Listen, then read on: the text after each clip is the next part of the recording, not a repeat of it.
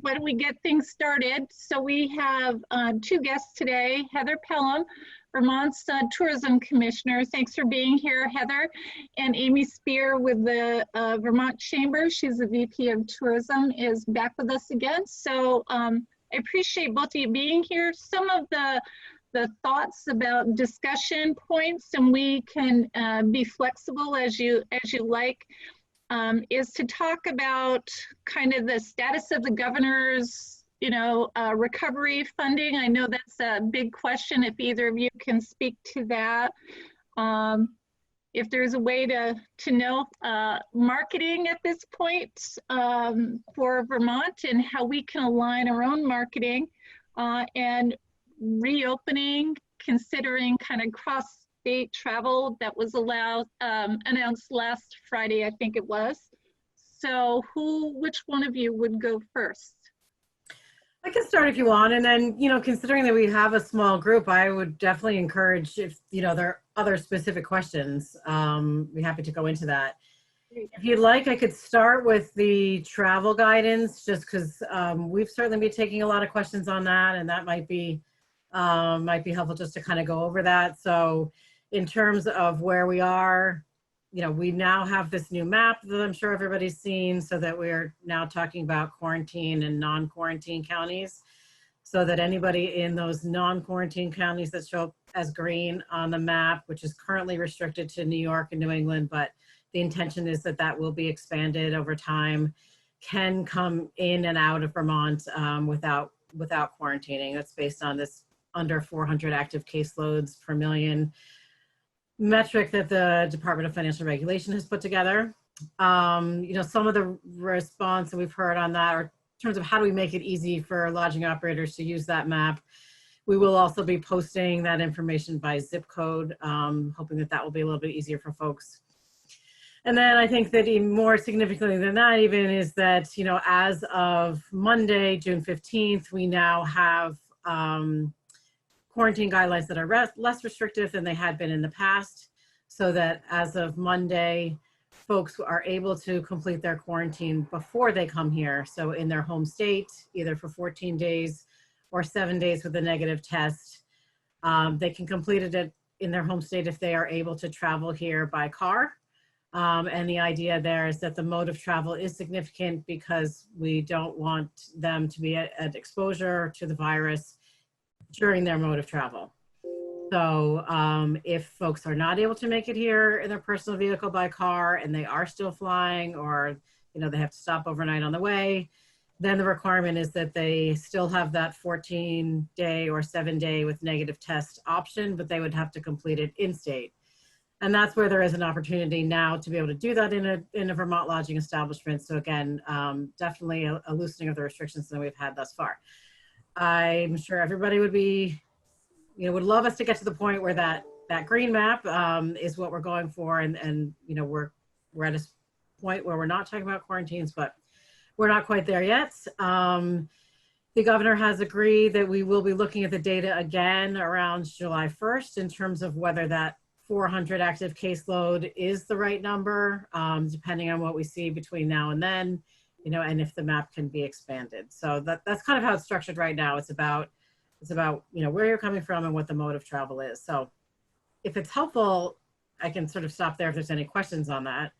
I guess the one other piece of that I would bring up is that there is the certificate of compliance form that the agency has provided, which acts as the way for both visitors to understand as one piece of information, but for lodging operators to be able to have that self-attestation that folks are following the quarantine guidelines, and they also know the health conditions piece of that. So when they check into a lodging establishment, the expectation is that they will have signed that certificate of compliance that says, I certify that I have completed one of these quarantine steps, or I'm outside the quarantine area, and also that I haven't been exposed with COVID-19, and that I'm not currently expressing these health conditions. So that's the way for lodging operators to be able to operationalize that guidance.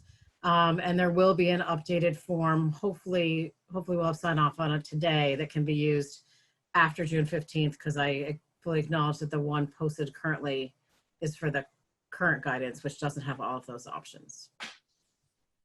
And I did put in the chat, the first link is to the section about cross-state travel that Heather was talking about. And it gives you, you can see the map with all the different colors on there. And then the second link is for the current form for visitors to fill out, in case anybody would like to look at those while we're on the call right now. Thank you, Amy. Yeah, I think the biggest thing I would say, Heather, is most certainly, I know for us, a large number of our folks come from New Jersey, and there's no, none of the counties in New Jersey are included in that. So, anytime that they could update that, if there are any counties in New Jersey that fall under that no quarantine caseload count, that would be helpful. Right now, we're assuming anybody in New Jersey, they're in a danger zone, let's say. And so we assume that from everybody. Yeah, I think it's a fair assumption. And we've heard the same about Pennsylvania. I mean, I think any of our contiguous states to what's there now are going to be the next round. Part of that is just everyone has witnessed, the governor feels strongly about having a phased approach. So, we start here, and then as we are able to monitor, we can pull it out further. So. Right now, we're getting new data on that map every Monday, but the frequency of that may change as well, just so folks know. But it's relatively new. We're less than a week into this, so I think that we'll have more information as time goes on, and that map will get bigger. I think that's probably, and again, any questions folks have on the guidance, that's where we stand right now. So we will continue to look at that. In terms of, I can also talk about the reopening kind of guidelines for lodging, if that's something that folks want to talk about. Or I know you had mentioned, Carol, I can also switch to, actually just briefly, I guess, on the lodging, is just to make sure that everybody is aware where we are right now, is that it's 50% occupancy, or a maximum of 25 guests and staff. Standalone units, are exempt from that. But that change, which also did just come into effect, gives a lot more flexibility to our smaller lodging properties, who may only have, half a dozen rooms or so, that they don't have to worry about the 50% occupancy if they're under that 25 staff and guest limit. So that was another big change on that. And then I think that's something that has come up in terms of conversations that people are aware of, especially on some of the larger properties. When you think about group sizes, we have the 25 group size limit right now. If you're able to separate groups of 25 people, it is possible to have 25 people doing something over here. And if they're, on the other side of the property from 25 people doing something over here, that is allowed. And I think that was something that, folks were interested to hear, that a lot of this guidance is really about flexibility in terms of how folks operate their businesses. And if they're able to do that by maintaining social distancing and encouraging, the use of masks if you're not in the same family unit, and keeping those group sizes small and separate from each other, that maybe there are more things possible than that folks may not have considered. And that, if you're dealing with a property that has a couple different elements, that you just need to kind of look at the guidance for each one of those elements, if it's around dining versus it's around outdoor recreation, to be able to understand exactly what is permissible and what is not.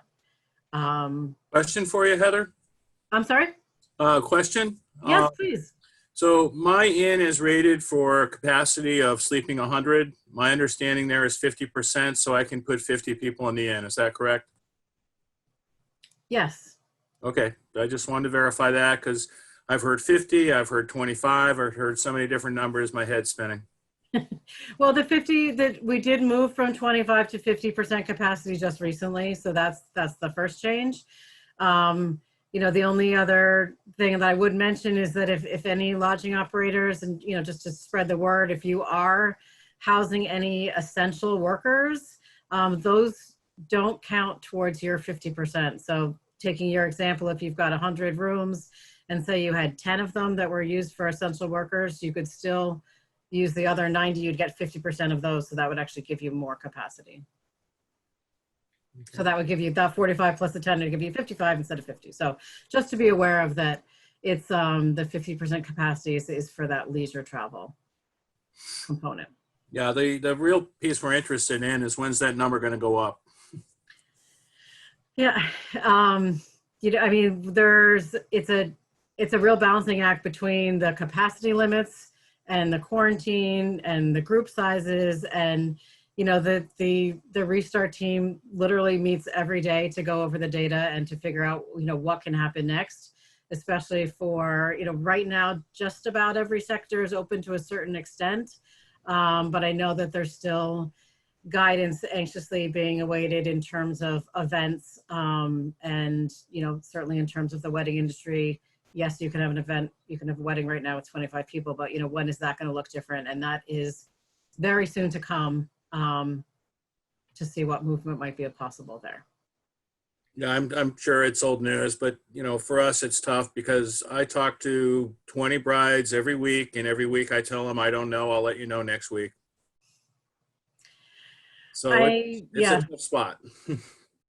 And in addition with the quarantine, I mean, I know that has put, lodging operators into such a bind in terms of what they're able to provide. So I was happy to see that there was some movement on that. I know we're far from the kind of travel that we all would like to see, and we're far from replacing the lost revenues that folks have suffered. On that note, Carol, I know you had mentioned in terms of where we are in the legislature. So, as you folks are probably aware, the governor proposed a $400 million economic recovery package a couple of weeks ago. That had a $250 million financial assistance piece, including there was a carve out for agriculture, but that has now dwindled down to 70 million in the current proposal, which is disheartening to hear. So we definitely are encouraging folks to contact their legislative leaders to see if we can fully fund that financial assistance piece. Go ahead, Amy. Just to jump into that, like to give folks an idea, and Heather, correct me if I miscalculated this, but the original proposed package, any business that was at the $2.5 million threshold or below that had been negatively impacted by COVID-19, so you're talking lodging properties and restaurants and retail establishments, they would have received under the administration's proposal, a direct grant for relief. And right now with the cuts, essentially there's going to be winners and losers. There will be some businesses that can get money potentially and some businesses that can't because the pot is much smaller, or the relief amounts will be much smaller for businesses. So to echo Heather's point, I know the Vermont Chamber put out a call to action yesterday, really urging people to reach out to their representatives. And what I will do is copy a link into the chat. So if anyone is interested in reaching out to your elected officials, you'll know how to find them. So I'm putting that in there right now. So you have one question, Amy. Mm-hmm. Just to be clear, I understand it's being, quote, cut to 70 and it's being argued in the House and Senate right now with all kinds of motives and reasons, but what's being cut? The 400, the 250, or the 150? It's really all being cut right now. They, and from my perspective, they basically have looked at it like the administration asked for 400. Let's look at giving them 200. And from that, that's to cover everything that the administration proposed. So that makes an even smaller amount available for the direct grants to businesses, as Amy was just explaining. That is now at 70 million. And so again, a much smaller pot to divide.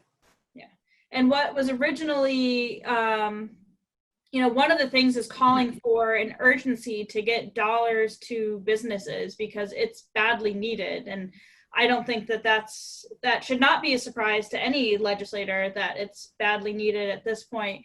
And right now with the proposal, it's cut in half, and one of the arguments that's being used by legislators is that it's in an anticipation of a theoretical follow-up package. But in reality, businesses really need this money now, and we worry that, they say there will be a theoretical follow-up package, but we have to question, will businesses be included in that theoretical follow-up? And that's why we're really pushing. It's important to reach out to your legislator and let them know, what your thoughts are. I think the other conversation that's happening that, as folks are reaching out, if you feel comfortable doing that, is that there's a feeling by some that the PPP program, now that there have been some modifications to that, will be all that businesses now need. And so the need is somehow less because of the changes to that program. And so I don't, anybody on the call who has experience with PPP, if you feel that that is accurate or not, I would encourage you to share that with your legislators, because that's part of the conversation that's going on. Yeah, Heather, the problem with the PPP is that, of course, a lot of us, you were convinced you had to spend those dollars in your 8 weeks. Now, you're in the week 6, 7, and you found out, oh, you can extend that out. Well, the money's already spent. Yeah. And we haven't laid off anybody, but, and we're going to have a busier, but, it's like, okay, the business demands don't meet the PPP.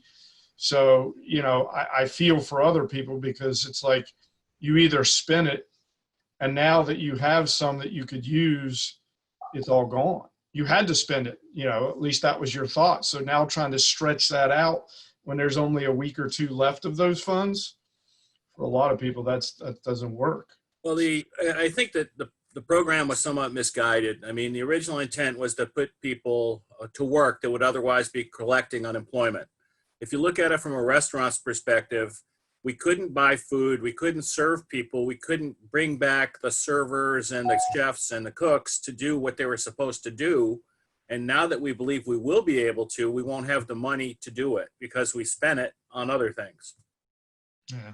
I agree, and I think that that's the kind of experiences and reality that legislators need to hear, because they're acting as if, oh, well, now that there's changes to the PPP, there's so much more financial assistance available to businesses.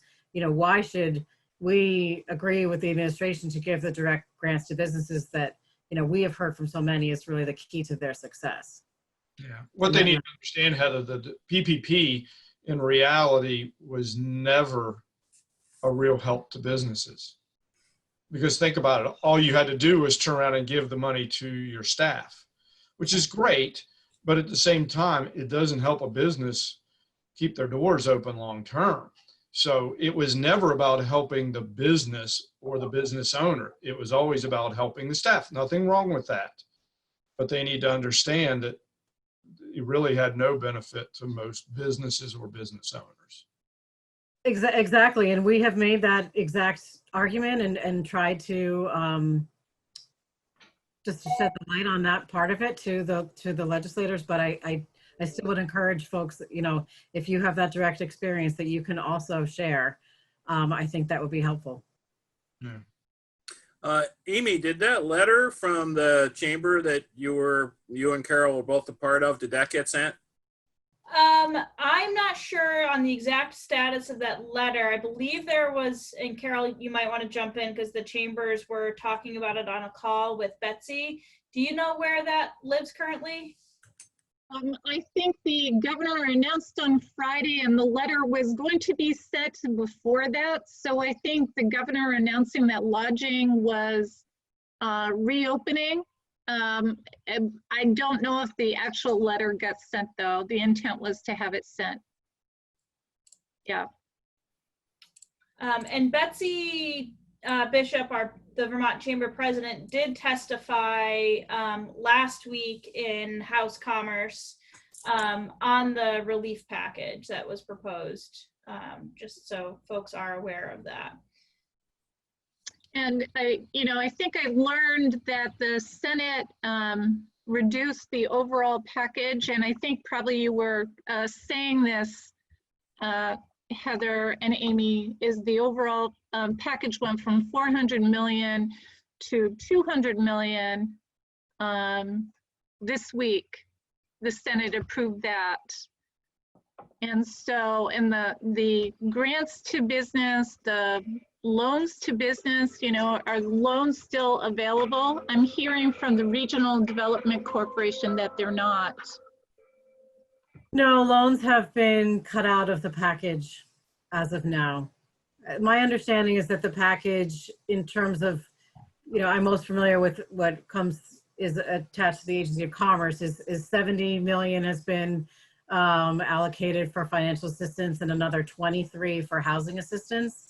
We don't have the exact details on how they envision the rest of the 100 million. We hope it's to fund all the other parts of the package. One of them being the marketing, which they have not focused on as closely yet, and have chosen to pull the package apart into different pieces. So we have given some testimony on that, but that's still they're still taking testimony on the marketing piece of that.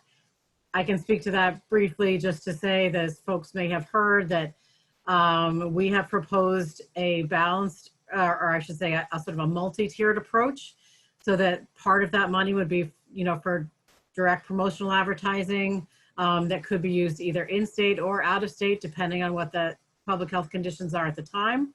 I think there was some misconception when that first came out that it would only be used for in-state, and that was never the intention. It was just meant to acknowledge that if we can't safely invite our visitors back, that we shouldn't ignore that there is a, granted, much smaller market here, and how could we use that? And then there was an additional component for consumer stimulus, which again is how, what are all the ways that we can get economic activity back to our local businesses? So we know we need direct grant assistance. We proposed technical assistance in terms of whether folks, on any level, and that could be marketing in of itself. It could be, how do I change my business operations? Do I need lawyers, accountants, turnaround specialists? How do I make my restaurant function outdoors? Any stripe of that kind of technical assistance, and then marketing as well. And so we were looking at it, like I said, a multi-pronged approach in terms of promotional marketing as well as consumer stimulus that would create incentives for people to change their purchasing habits, to frequent those downtown businesses, attractions, restaurants, and so forth, and that there could be a way to stretch the money that folks have available to them, either through, gift cards is an example that I've used, but other kind of affinity programs, buy local, any way that we can stretch that money so that the consumer is still able to walk through that door, make that transaction, and bring back that customer base and provide that sustainability that businesses are going to need, so that tourism infrastructure exists when we actually can invite our visitors back again. And clearly that's what everybody wants, and clearly that is the true economic engine. But our strategy has been to make sure that we are able to adjust our approach depending on what the public health conditions actually are. Like I said, that's still under consideration. I don't know the exact timing on that. All of this is imperative that it happens now before they adjourn. So we keep putting on the pressure, and anything that folks like the Chamber of Commerce or individual citizens can do that as well would be greatly appreciated. And I think both Amy and Heather made a point that the stories, and Tom talked a little bit, those are stories I'm hearing on a regular basis, that businesses are being devastated, and somehow that those stories are not making the connection to the money piece that we need so badly.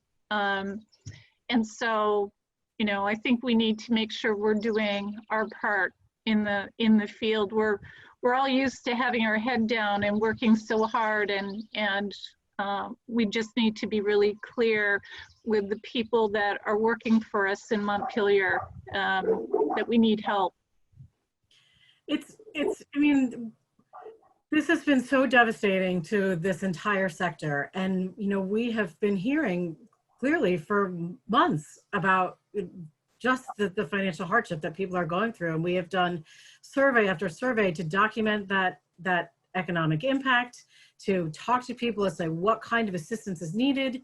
And that's where the ideas in the governor's proposal came from, was to talking to businesses as to what do you need to survive. And so it is disheartening to see all of that work and all of that input that came from businesses who are struggling, to somehow feel like it's swept away. And time just keeps ticking by. And it's frustrating. We clearly are fighting it every day, but the more that everybody can participate in that groundswell of support for the need, I just can't understate that enough. I can't overstate that enough, excuse me. And something that is, you know, just an interesting fact when dealing with legislators, and it might be a little bit different now because communications are a little hyperactive at the moment, but often for someone that is in the House, it just takes 5 contacts from constituents to make a difference, or to make them listen and realize that they need to pay attention to this interest. So even if 5 people reach out to the elected officials in the Okemo Valley, that could make a big difference in them listening to the needs of businesses, because it's, at the end of the day, it's you, the constituents, that put them in the office and they want to represent you, and really reaching out to them can make a big difference. Has there been any thought given to, I think one of the most effective things I'm seeing is when they actually, the letter's there, the boilerplate is there. All you have to do is add your business and a sentence and you send the letter. I've seen 2 or 3 of those that have come by that have taken absolutely no time to do, and I do them, but creating something on my own for an hour and a half, 2 hours, no, I'm not going to do it. So if someone can take something and put it together, it seems like creating that kind of a plug in and send thing seems to be effective. Mm-hmm. Yeah, definitely. I can just, curious that editor that we have, you know, is there an opportunity to actually encourage editorials from local businesses? Because, you know, the media, a little pressure from the media doesn't hurt. And the stories, from what I understand, are devastating and very, you know, can grab folks, especially in the legislature. Several, you know, it wouldn't be that difficult perhaps to come up with some themed editorials similar to the letters directly to the legislature, that would encourage businesses to send to their local paper and, you know, get it in the paper. I mean, in the sense that they say, you know, all politics are local, I really think it's hearing those stories. Yeah. And, you know, I'm also, you know, ready for the media to really, whether it's through the governor's press conferences or not, is to say, you know, we recognize the urgency of this. So, you know, how can we all help to make sure that the folks who are really suffering are not forgotten? Because time is against us. Yeah. Is anyone able to reach out to the media with some of these stories? Do you have, you know, is there somebody in the department that can do that? Well, we certainly do our best. I will say that when that kind of advocacy comes from outside the administration, it is generally, they're more receptive to it than when it comes from us. I understand. As a PR person, I understand. On the Vermont Chamber side, we did yesterday put out a call to action for Vermont businesses to share. So it's more of a grassroots appeal, but it's a different way to break through the noise to your legislator. So we were calling folks to post a picture of yourself or your business with a specific caption to say, which half of Ludlow, for example, are you not going to fund if you're cutting the relief package in half? to say, look at these businesses. Which business are you going to choose? Because that's what you're doing by cutting this package in half. And sending a message like that. And I think Carol, I think you might have gotten it up. It was late yesterday, but really encouraging people to send that impactful image.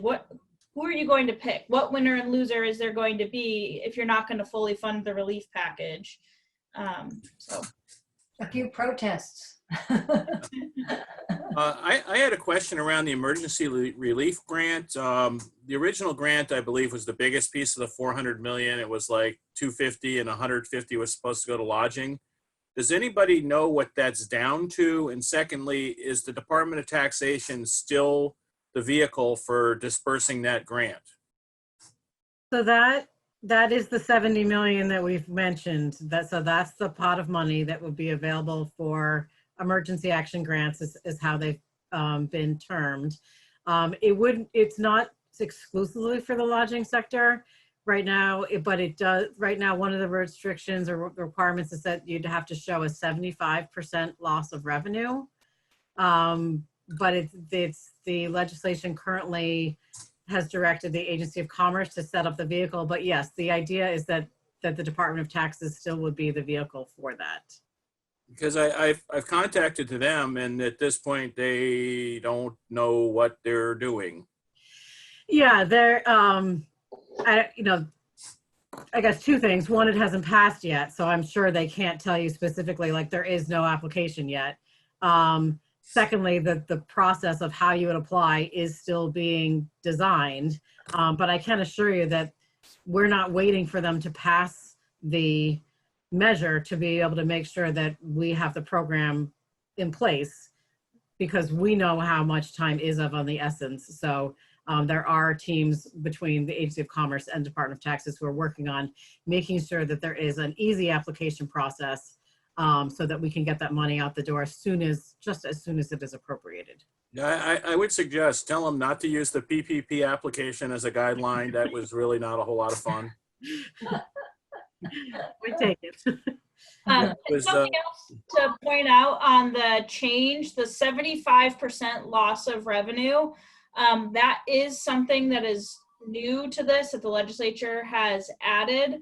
And really what that means, it could potentially mean is if a restaurant decided to get creative and do takeout, curbside, whatever they could do to bring in revenue, if they didn't lose enough revenue in the month of, in those months, then it would impact their ability to get relief. And that is something that's new. So these restaurants, you've done what they were asked. You shut down your indoor dining, you did curbside takeout, you got creative to survive and keep your staff on. And then if you don't have a 75% loss of revenue, you don't have access to the funds. And that is a change that has been made via the legislature as well. Wow. That's a question that's unrelated to this, and maybe, I'm not sure, Heather or Amy, if either one of you would know. So I have a question about the whole Sarah alert. So, our guests have to sign up for that. They get the daily email. So if a guest has symptom or a symptom, and if you read this, kind of the regulations, it sounds like the state's going to advise them or tell them they need to go home. I have two questions on that. One is, do we know, is that going to be if they just have one symptom? If they have two, who's going to make that choice? I guess it's somebody at the state level going to make that choice that they need to go home. And secondly, will Sarah through the Sarah alert, will the state notify the guests they need to go home? Or is the state going to notify me as the lodging person to let my guests know they need to go home? As far as I understand, on the Sarah alert, that relationship, quote unquote, is it's the guest who has signed up for those alerts. So we're not expecting lodging operators to be part of that relationship. So the communication would be between that guest and the Department of Health. Okay. They say that it's not a contact tracing app, but that is certainly my understanding, is that the intent is that then if you are filling out, providing your symptoms as it asks, that if you are showing that you have symptoms, that will trigger something on the Department of Health's end of the line to then give you the guidance that you need in terms of what to do. Will the health department also be notifying us so that we can take measures on our end? I would certainly think so. And I can look into that more. I don't know the exact steps as to what the sort of like decision model is on that software system. But that's the whole idea, is that, the whole idea is that people know that they are potentially symptomatic or positive. And the reason why they need to know is so that others are not put in danger. And certainly that would mean that where they were when they knew they were symptomatic, and who they might have been in contact with is step one in terms of doing that contact tracing. So all of that would lead me to believe that they would have to come back to the lodging operator. Okay. Yeah, I agree with I guess it would be good for it to come back to the lodging operator, because best practices for lodging operations, if you do have someone that's symptomatic on your property, is you're supposed to take that room out of inventory for 24 hours and do a thorough deep clean and disinfect it after that 24 hours. So that would be a good thing for lodging. Well, not to mention, you want your staff to be aware. You don't just want them to go into a property, and granted, we're doing some gaps in between stays, but you like to keep that timeline. Maybe some natural die-off occurs even before the staff goes into the property. I think that's also kind of a good point in terms of, we've had some questions about, why can't people stay for less time and then leave? And, I'm clearly not an epidemiologist, but, my understanding of it is that part of the risk is that someone may come, and if they only stay for 2 days and then leave, but then develop symptoms, no one would know that they actually were carrying the virus when they were in that property. And so that's why, if they can't complete the quarantine before they come, they need to complete the quarantine for the full amount of time while they're here, because otherwise there would be no way of knowing if they actually were carrying the virus while they were here. Sure.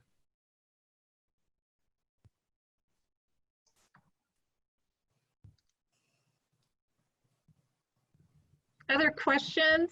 Yeah. Oh, I'm sorry. Oh, anybody else? Do we have more to cover? I mean, we could probably talk for a very long time. I think from our end, if I could ask, I have 2 board members on the call.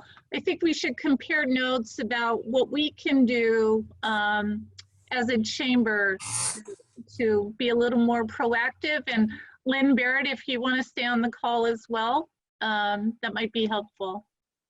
Happy to do that. I did have one question. I don't know if anyone can answer it, but 15 days, 30 days, when do we expect to see changes in terms of percentage occupancy for events, for lodging, for restaurants, et cetera? Because we're being asked, as I said earlier, to communicate this to people. Am I good for my August stay? Can I have my family reunion? Is my wedding okay in September? And I don't know, it's getting a little old. That uncertainty has been, one of the most frustrating parts of this. I will say that, we expect that there may be another turn of the spigot, if I may.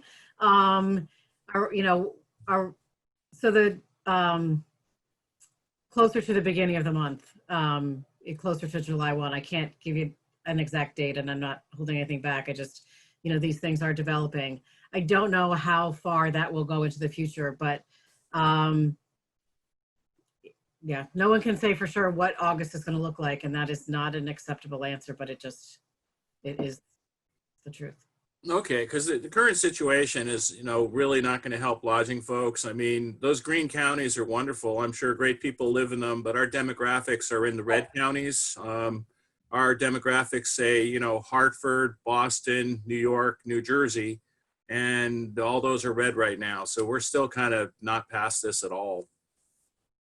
Understood. And all I would say is that it would be great if lodging operators and anyone in the sector is able to communicate that with this new guidance coming into effect on Monday, at least there is a path if they are able to quarantine at home, or they're able to, if they are flying or otherwise can't do that direct, that they think about a longer stay. It was mentioned earlier that they can do that here.